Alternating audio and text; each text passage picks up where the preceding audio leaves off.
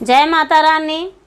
मैं नवमी पाठ के बारे में विधि बताने जा रही हूँ और उनकी कहानियाँ सुनाने जा रही हूँ। तो चलिए, पहली दिन माँ शैलपुत्री की पूजा होती है और 9 दिन में 9 देवियों की पूजा होती है।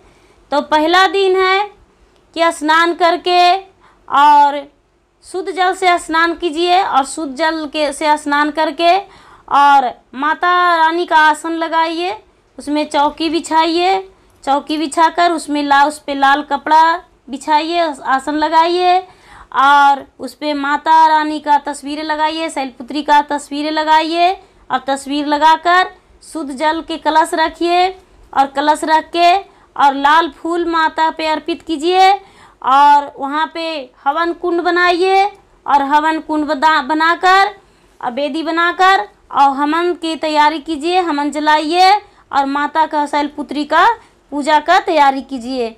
और माता शैलपुत्री हैं, वो पहला जन्म में माता सती थे, वो राजा दक्ष के पुत्री थे। तो राजा दक्ष ने अपने घर में बहुत बड़े कार्य कर रहे थे, यज्ञ कर रहे थे और जो सती थे वो शंकर जी का पत्नी थे, शंकर जी का पत्नी थे। और ये जो राजा दक्ष थे वो सब देवी देवताओं का आवाहन किए थे, लेकिन माता सती और शंकर भगवान का आवाहन नहीं किए थे।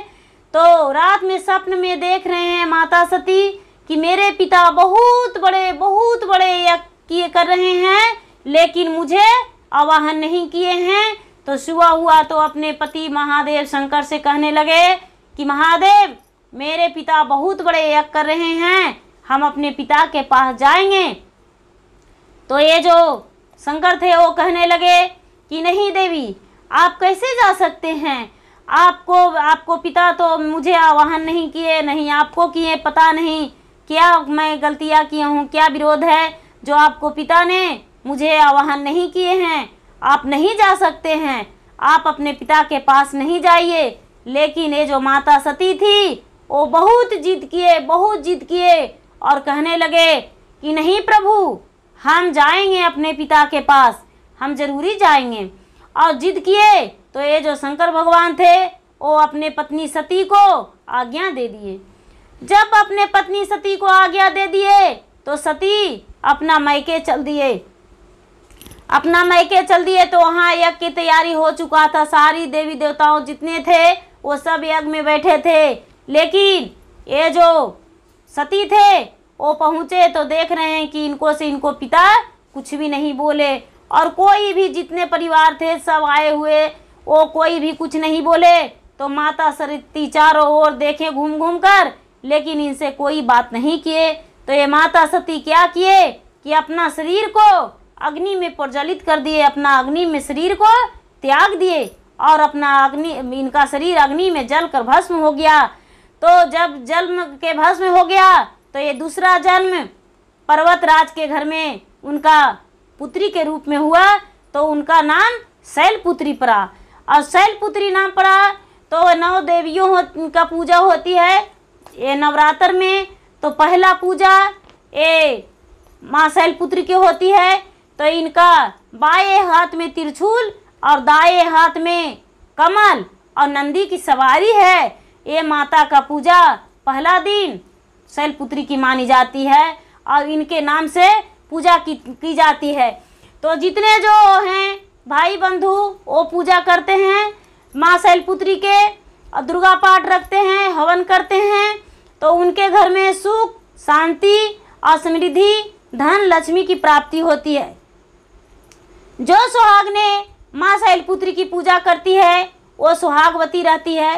कन्या कुमारी जो पूजा करती है उन्हें भी सुहागन प्राप्ति होती है, उन्हें भी अच्छे घर बर मिलती है। जो बंधुएं पूजा करते हैं माँ शैलपुत्री का, उनका भी घर में समृद्धि बढ़ती है, धन लक्ष्मी का प्राप्ति होती है, उनका मन का लालसा पूरा होती है, उनके हर मनोकामनाएं पूरा होती है।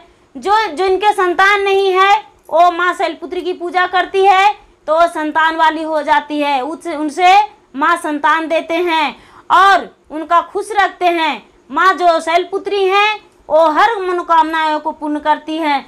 जो भी माँ शैलपुत्री का पूजा करते हैं वो निराश नहीं होती है। माँ शैलपुत्री जो हैं वो 9 देवियों के रूप में उनका पूजा की जाती है। पहला दिन माँ शैलपुत्री की पूजा की जाती है और शैलपुत्री के नाम से ही उनका नाम जाना जाता है। माँ शैलपुत्री जो हैं वो बहुत शक्तिशाली हैं।